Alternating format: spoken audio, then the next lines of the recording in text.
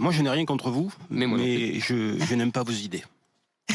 Je n'aime pas vos idées pour Et différentes vous avez le raisons. droit, vous C'est savez. que je m'appelle Mourad, donc c'est un prénom qui normalement aurait dû être modifié si vous étiez président de la République. Par chance aujourd'hui, je peux encore le conserver.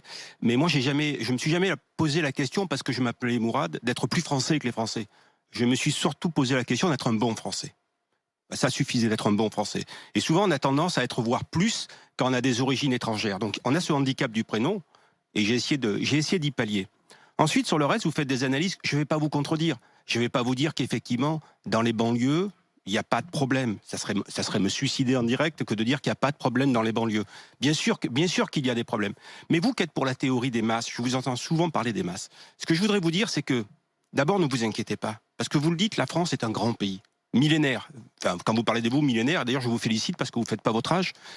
Mais Vous savez, le général de Gaulle disait ça fait 1000 ans que je vous le dis. Est-ce que vous êtes capable simplement de tenir une discussion sans citer quelqu'un? Vous savez, ce qu'on a lu dans les livres n'est pas forcément la vérité. Il y a Oui, Olivier Véran. N'est pas forcément la vérité. Voilà, donc, oui, Olivier Véran. Moi, je peux expliquer à quelqu'un comment dessiner, mais je suis incapable de dessiner. Vous voyez, donc c'est pas parce qu'on est lecteur. Lecteur, c'est passif, hein, c'est pas actif. C'est Mais juste je suis passif, aussi écrivain, vous savez. Voilà, vous savez que je suis aussi écrivain, ça vous a pas échappé. On peut avoir vu beaucoup de films et être un piètre metteur en scène. Et donc, je sais plus. Oui, bien sûr qu'il y a des problèmes, mais vous parlez de la France comme d'un grand pays, et vous avez raison. Grande culture, grand pays. Moi, je suis pas spécialement fier d'être français. Je suis heureux parce que j'appartiens à une grande nation. Voilà. Et ça, j'en suis conscient. Et par rapport à ça, j'ai un devoir.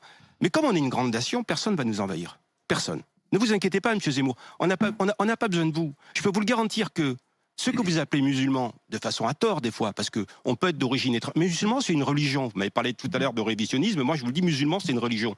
Vous dites qu'il y a 6 millions de musulmans en France, c'est faux. J'ai rien dit, moi. Il y a sûrement 6 millions de personnes d'origine étrangère, mais qui ne sont pas forcément musulmans. Parce que l'athéisme, ça existe aussi chez les musulmans.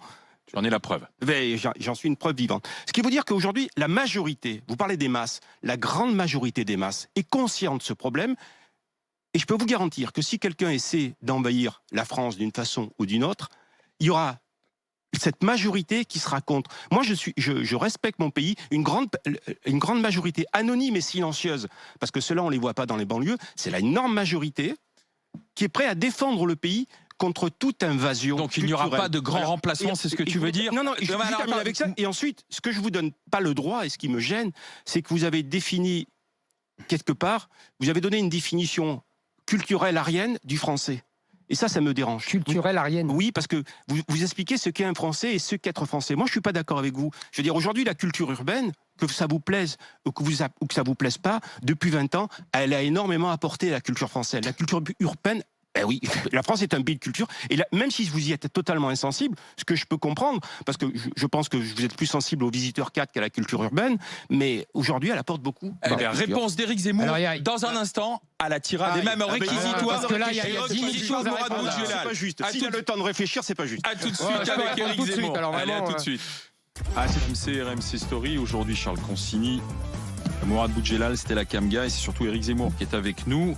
Et il y avait cette question de Mourad Boudjelal. Cette longue question. C'était presque un réquisitoire. Vous n'ayez pas peur du grand remplacement. Bien, très bien. On est une grande nation. Très vite. Vous m'avez dit sur les prénoms. Est-ce que vous êtes né en France, monsieur Boudjelal? Oui.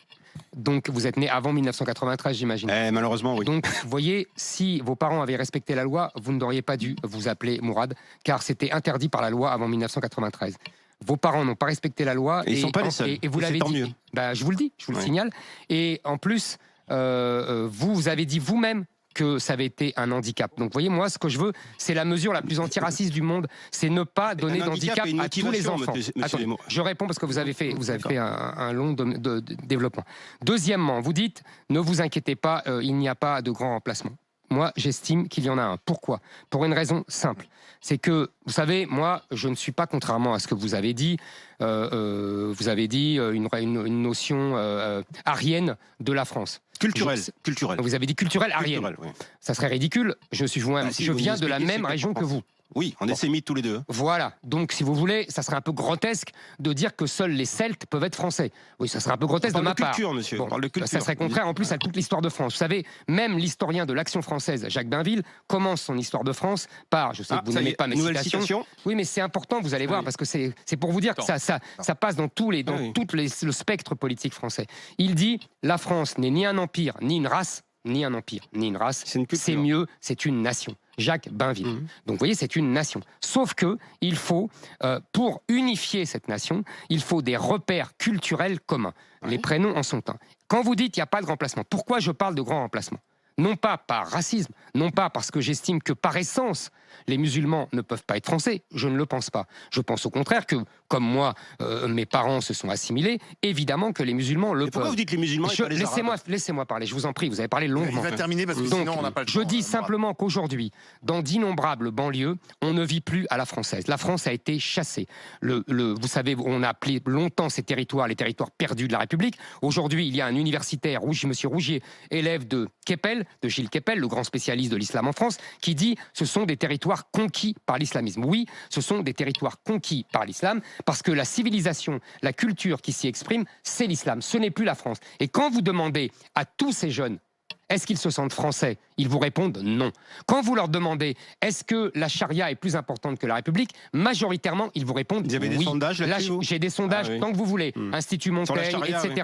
Mais il y en a à foison, monsieur Blade. Je vous assure, il suffit de se pencher pour le voir. Et donc, j'estime, oui, que ces gens-là refusent l'assimilation et que donc, ils veulent imposer une autre culture, une autre civilisation sur le sol français. Est-ce que vous êtes capable de dire qu'aujourd'hui, l'immense majorité, parce que vous parlez toujours des problèmes, vous parlez jamais de l'apport énorme d'une immense majorité d'une immigration d'origine. Est-ce que vous êtes capable de dire aujourd'hui qu'il y a énormément une majorité d'enfants d'immigrés qui se sont intégrés au pays et qui participent à la richesse de ce pays? L'immigration est une chance pour la France. Je pense que la France est une chance pour beaucoup d'immigrés. Mais l'immigration n'est plus une chance pour la France depuis longtemps. Elle a été autant des Italiens, autant des Polonais. Je pense qu'aujourd'hui, vous savez, Monsieur Boudjelal, vous parlez, c'est très intéressant parce qu'on n'emploie pas les mêmes mots. Moi, je parle d'assimilation, vous parlez d'intégration. Il y a effectivement des immigrés et des enfants d'immigrés qui sont intégrés. Ça veut dire qu'ils travaillent.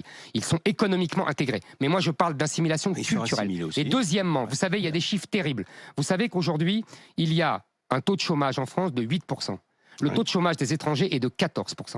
Il y a un taux d'inactivité, ça c'est les chômeurs et les inactifs, de 13%. Vous savez à combien monte ce chiffre pour les étrangers extra-communautaires? 40%. Oui, 40%. Donc ne venez pas me dire que c'est une richesse pour la France. C'est un coût énorme. Le niveau social n'est pas le même. C'est un coût énorme. Ces gens-là n'ont rien à faire. De la langue. Ces gens-là n'ont rien à faire en France. Laissez-moi parler, M. Boudjelal. C'est un coût énorme pour la France. Ça nous coûte énormément. Les hôpitaux sont surchargés par les immigrés. Les hôpitaux, les prisons, les écoles. Laissez-moi parler. Ne parlez pas sur moi. Ne parlez pas sur moi. Ne parlez pas sur moi, c'est moi qui parle. Donc, les hôpitaux sont surchargés par l'immigration. Les prisons sont surchargées par l'immigration. Les écoles sont surchargées par l'immigration. Tout cela a un coût colossal. Donc, effectivement, il faut expulser ces gens-là.